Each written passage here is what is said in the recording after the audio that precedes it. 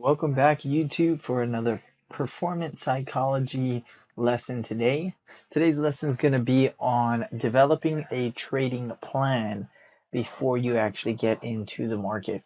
A lot of times I see traders actually get in without having some type of plan. And what happens most times is they may win a couple trades, but more times than not, you'll find them losing a lot more trades than winning, just because they haven't developed a specific plan and a strategy to trade uh, that specific day or time frame that they're trading. Specifically, I usually trade the first 2 hours of the U.S. session, from 9:30 into about 11 to 11:30. Unless I make my profit for the day earlier than that, then I'll just step away from the markets, take my lunch, and then come back later on to look at markets again to trade like the Asian session and London session. However, before I even do that, I develop some type of plan of how I'm going to trade the market that specific day.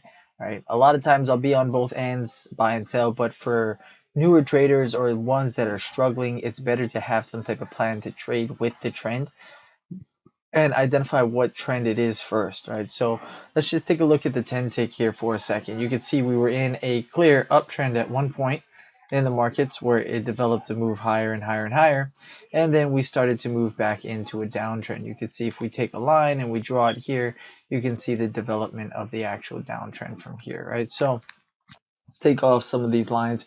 And when you're going to step into a market, you got to look at what's already been done, right?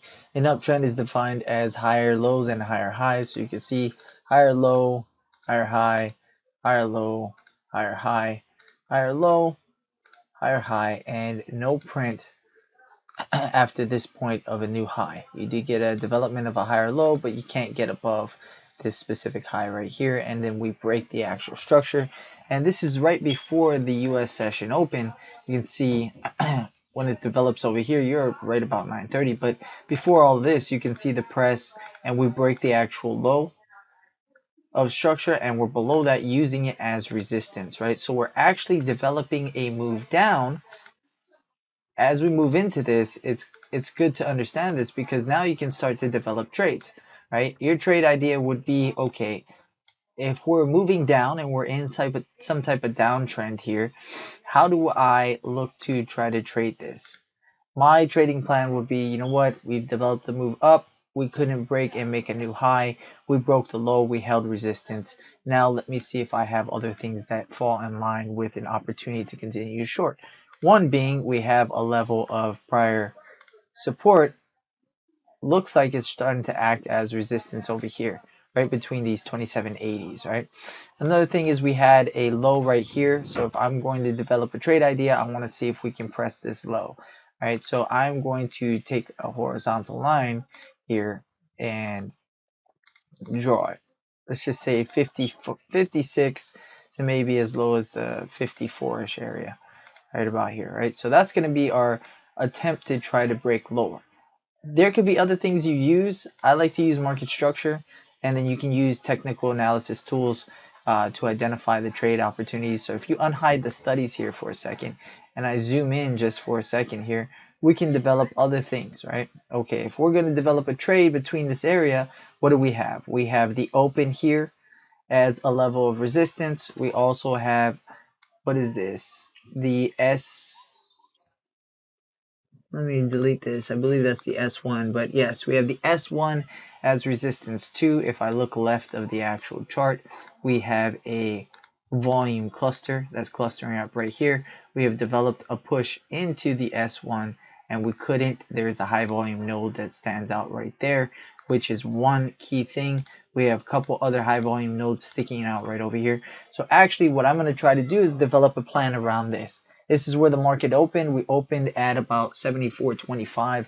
We tried our best to press up against that S1. We couldn't. That acted as resistance, not really holding much of a support underneath the actual or at the open.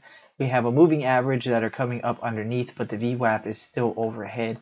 I'm going to develop a short opportunity right where these arrows are, between 74 to maybe as high as 76, for an opportunity to try to press it lower than the 54s. Now, if I can't get any lower than 54s, then I'm just going to take my profit and watch the markets from there.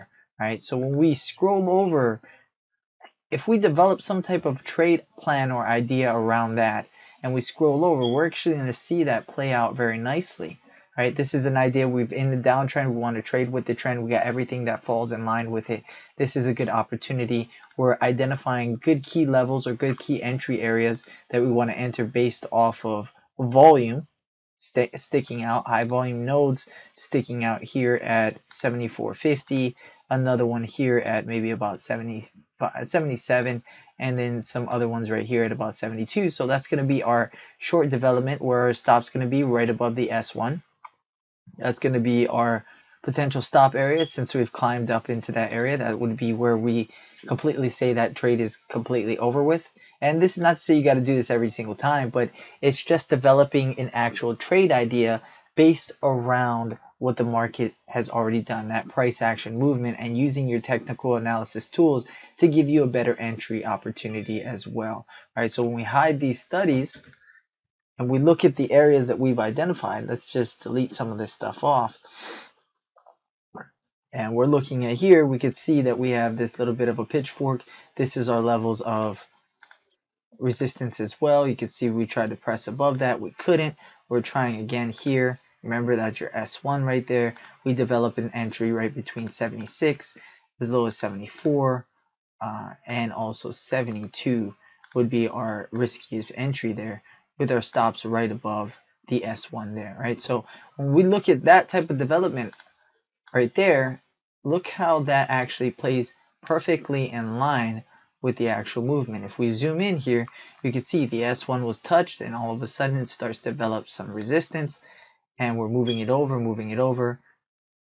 All of a sudden this thing starts to collapse lower and lower, and we're trying to attempt to press below to hit our target of the 54s, right? But we went as low as pressing out into about 53, which is a little bit lower than this, but we just couldn't get it any lower. You can see the pitchfork is actually right in the middle. We're holding that middle line right now. We're actually probably going to be developing an upside move from this point, meaning it's going to push up. But you could see how that would have developed perfectly for an entry opportunity at 74, also maybe at about 76, and the short movement would have went down into the 61s, and that's an easy 10-point movement. Not that you have to take all of that, but that you have to know when you're trading, you want to have some type of plan. You want to plan ahead. So that's why a lot of traders I know that have